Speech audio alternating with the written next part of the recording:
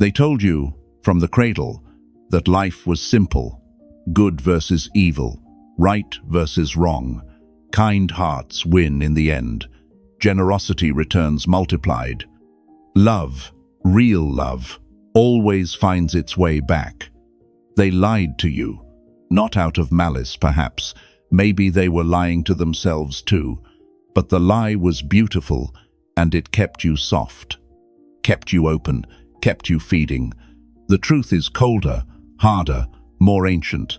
This world runs on energy, pure, radiant light, and devouring shadow. And among us, breathing the same air, sharing the same beds, signing the same contracts, walk beings who possess no light of their own. They are voids, hollow shells, animated by hunger. Black holes dressed in smiles, in tears, in authority, in affection. And a black hole does not negotiate, it does not bargain, it does not love. It consumes, quietly, patiently, until every spark you carry is pulled into its event horizon, and you become as empty as the thing that fed on you. Close your eyes for a moment. Right now, remember the last time your soul felt excavated. Not physical tiredness, not "I pulled an all-nighter," the marrow-deep depletion. Where getting out of bed feels like betrayal, where laughter sounds like a foreign language, where even your favorite song lands flat against your ribs. That precise emptiness, that silent scream inside your chest, is the footprint of a harvest. Someone or something fed on you, and they left you alive. Because dead batteries produce nothing. Centuries ago, a man named Machiavelli wrote a survival manual for those who would rule. He said a prince must learn to be both fox and lion, cunning enough to evade traps, ferocious enough to terrify enemies. He never mentioned the third archetype, the one that requires no roar, no clever disguise, only patience and proximity. The parasite. The parasite does not strike from shadows. It slips inside your light. It curls around your empathy like ivy. It murmurs, "You're the strong one. You always know what to do. I don't know what I'd do without you." And while your heart swells with purpose, while you pour yourself out to prove your goodness, they drink, deeply, silently, greedily. They do not want your death. Death ends the meal. They want dependency, a slow, controlled dimming. A flame turned down to pilot light enough to warm them, never enough to warm you. Consider the mirror of Narcissus that these harvesters hold up to your face. They don't show you who you are. They show you a distorted version of who they need you to be. If they need a villain to justify their failures, they paint you in shades of cruelty you've never possessed. If they need a saint to carry their burdens, they drape you in robes of duty that weigh more than lead. This is the psychological tax, a levy on your sanity that you pay every single day just to keep the peace. But peace bought with pieces of yourself is not peace. It is a slow-motion surrender. Now, turn your gaze inward, to the places that should be sanctuaries, your bedroom at 2 a.m., the kitchen table where meals used to feel like home, the voice on the phone that once meant safety. Why? In the name of every god ever prayed to, do the people who claim to love you deepest so often leave you feeling microscopic? You come home radiant promotion, breakthrough, moment of pure aliveness, and they exhume your worst memory. A mistake from college, a fight from 2009, a moment you already forgave yourself for. They don't shout, they don't need to. A single raised eyebrow, a quiet, "Really? After everything?" And your glow collapses like wet paper. You dare to reclaim something for yourself, a guitar, therapy, morning runs, poetry at dawn, and suddenly it's childish, selfish, a phase. They poke, prod, mock, until the thing that made your eyes sparkle becomes another source of shame. This is not clumsiness. This is not insecurity leaking out. This is strategy. Machiavellian domestic warfare. They do not crave your partnership. They demand your compliance. They weaponize the most sacred part of you, your wish to be good, to be kind, to be loved, and forge it into shackles. Night after night, you burn yourself down to keep their darkness from touching them. And night after night, they wrinkle their nose at the smoke. I have watched brilliant souls dim year by year. Partners who once lit up rooms now speak in whispers. Children who once dreamed aloud now shrug and say, whatever. Mothers who carried worlds now carry only fatigue. And the most heartbreaking part? Many of them still defend their harvesters. He's just stressed. She had a hard childhood. I can't abandon them. That defense is the final meal they take from you. You are justifying the hand that strangles you because you've been trained to believe that empathy means tolerance of abuse. But true empathy requires a spine. To empathize with a predator without protecting the prey, even if that prey is yourself, is not virtue. It is complicity in your own destruction. Now walk with me into the fluorescent-lit abattoir we politely call the office. The modern corporation is not broken. It is exquisitely designed, a perfect machine for light extraction. They no longer say, work harder. They say, lean in, be a team player, live our values, bring your whole self to work, whole self. They want every fragment, your creativity at 3 a.m., your weekends, disguised as passion projects, your willingness to answer just one quick question at 10 p.m. on Sunday. Your boss does not want competence. Competence is table stakes. He wants devotion. He wants the extra mile you run when no one is watching. He wants the ideas you birth in the shower, claimed before you can type them. Ever had your presentation stolen in real time? The slide deck you bled for, rebranded with their name, delivered to the C-suite while you sat silent in the back row? That was not a mistake. That was ritual. In the pyramid of shadows, the brightest light must be harvested or extinguished. They keep you suspended in exquisite inadequacy, always almost promoted, always almost recognized, always one more quarter away from enough. So, you chase, you burn. You give until your edges fray, until your voice cracks on conference calls, until you wake up one Tuesday and realize you cannot remember the last time you felt joy that belonged to you. And when the flame finally gutters out, when you call in sick for the 3rd week, when you stare at the screen and feel nothing, they do not grieve. They post the requisition, looking for a rock star who can hit the ground running. This is not personal. This is systemic vampirism. Think of the human capital metrics. You are a line item. To the Machiavellian manager, your burnout is simply depreciation of an asset. They have calculated exactly how much they can squeeze out of you before you break, and they have a pipeline of younger, hungrier lights waiting to be plugged in the moment you dim. This is the industrial harvest, a global grid of ambition and anxiety that keeps the machines running on the spent fuel of human dreams.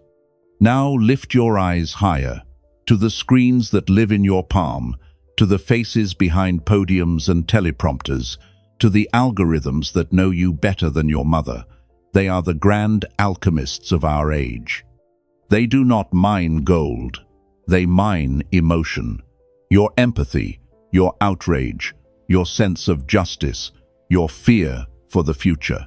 They take these sacred feelings and spin them into rage. Clean, hot, addictive rage. Rage makes you feel alive. Rage makes you click. Rage makes you share. Rage makes you argue at 2 a.m. with people you will never meet. And while your nervous system fries, while families fracture over headlines, while cities burn over hashtags, someone, somewhere, is counting the ad dollars, counting the donations, counting the votes, counting the power. They do not want peace. Peace does not monetize. They want tribes. They want enemies. They want you so busy hating the stranger across the street that you never notice the hand in your pocket. Machiavelli understood spectacle, bread, and circuses. Today, the circus is 24/7. The bread is dopamine, and you are both audience and fuel. The political harvester thrives on manufactured crisis. If you are not afraid, you are not controllable. So they feed you a steady diet of existential dread. They take your natural light, your hope for a better world, and they refract it through a lens of us versus them. They make sure that your light never shines upward toward the architects of the system, but always outward toward your fellow victim. This is horizontal warfare, and it is the most efficient way to keep a population harvested and humble. Eventually, the well runs dry. You notice it in strangers first, dead eyes in the grocery aisle, mechanical smiles on Zoom, conversations that feel like reciting lines from a play no one cares about. Then, one indifferent morning, you catch your own reflection, and the eyes looking back are grey, not sad, not angry, just absent. You no longer dream in color. You no longer reach for the impossible. You no longer believe tomorrow could feel different. And here is the final, most elegant cruelty of the entire cycle. When your light is extinguished, you become the darkness you once feared. The bitterness leaks out. You snap at your children over nothing. You withhold praise from a colleague who needs it. You gossip. You sabotage. You feed, because feeding is the only warmth you remember. Victim becomes vector. The harvested becomes the harvester. And the whole world slowly starves itself in the dark. This is the generational ghosting, the way trauma travels through time. A harvested parent creates a harvested child. The cycle of the shadow is self-perpetuating. We are living in an era of spiritual famine, where everyone is looking for a spark to steal because they've forgotten how to strike their own flint. So, how do you escape? Not with anger. Anger is fuel, they drink that too. Not with confrontation. Explanation is dessert. Not with fixing them. They are not broken. They are functioning exactly as designed. You escape by refusal. You starve the void. They feed on three currents: your emotional reaction, your endless justifying, your aching need to be finally, truly seen by someone who has already chosen blindness. Cut every current. Here is the full unplug protocol. Expanded, practical, merciless. 1. Name them. Tonight. Write it, speak it. No softening adjectives, no excuses. Parasite, energy thief. Void. The moment the word leaves your lips, their camouflage cracks. You are shifting from the role of the victim to the role of the strategist. You are no longer hurting, you are analyzing. By naming the dynamic, you pull the predator out of the tall grass and into the clearing. They lose the advantage of invisibility. 2. Grey rock mastery. Become mineral, flat voice, minimal words, no stories, no vulnerabilities, no updates on your inner world. They cannot drink from a stone. When they provoke you, you do not defend. When they mock you, you do not explain. You become a mirror that reflects nothing but their own emptiness back at them. The harvester is an addict for intensity. If you provide only apathy, they will eventually suffer the withdrawal of the ego and seek a more reactive host. 3. Sacred pause, the 3-second filter. Every ping, every ask, every hey, can we talk? Freeze, breathe once. Ask only 2 questions. Does this protect my light, or does this feed theirs? If the second, delete, archive, not available, no apology, no ellipsis. You must break the compulsion to comply. Your nervous system has been wired to jump when the bell rings. The 3-second pause is the wire cutter. It creates a space between the stimulus and the response where your sovereignty lives. 4. Shadow integration. This one hurts and heals. Sit alone, no phone. Face the parts you hide. The child who wants approval, the fear of being unlovable, the rage you pretend isn't there. Name them, hold them. When you stop exiling your own darkness, no one can use it as leverage. The harvester finds the leaks in your soul, the places where you don't love yourself, and they use those as entry points. By integrating your shadow, you seal the leaks. You become a solid vessel that no one can pour themselves into without your express permission. 5. The fortress visualization. Every morning, eyes closed, build it. Walls of cold, translucent blue flame, impenetrable, silent. Nothing crosses unless you open the gate. Feel the lock click. This is your new center of gravity.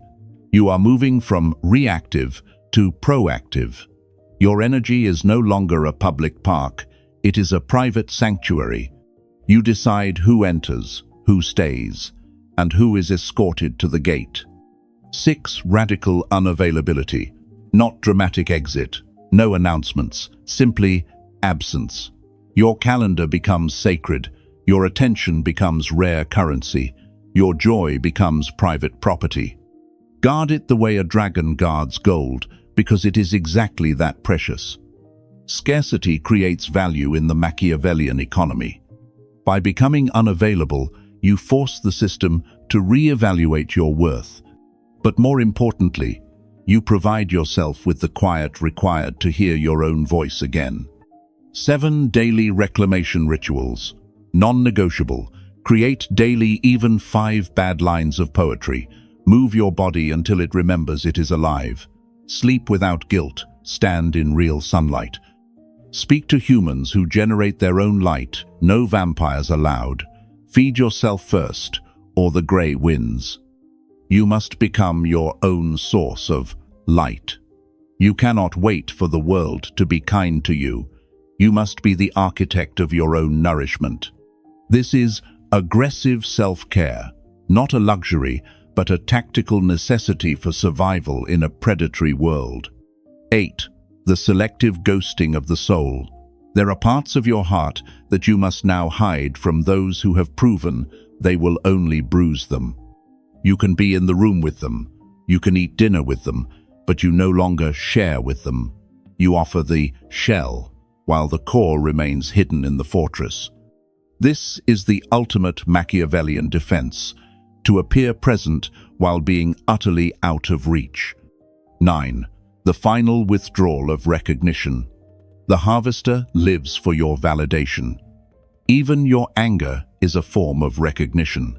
When you stop seeing them as a power over you, when they become merely a weather pattern to be navigated, their influence evaporates. You are withdrawing the grant of authority that you unknowingly gave them years ago. You are taking back your crown. Your light is not renewable by committee, not manufacturable, not for sale. It is the single, irreplaceable thing you possess, the only currency that matters, the only thing no system can replicate. They do not hunger for your affection, they do not crave your loyalty, they crave your light. Stop serving it, one withheld spark at a time. If these words still burn inside you, you have not been extinguished. You are stirring. You are remembering. Tonight, do step 1. Whisper the name. Feel the first thread snap. You are not battery. You are not fuel. You are flame. Guard it with cold precision, with holy selfishness, forever. Never again. Explain yourself. Justify yourself. Dim yourself for a black hole. You are the sovereign of your own internal kingdom. The harvest ends today.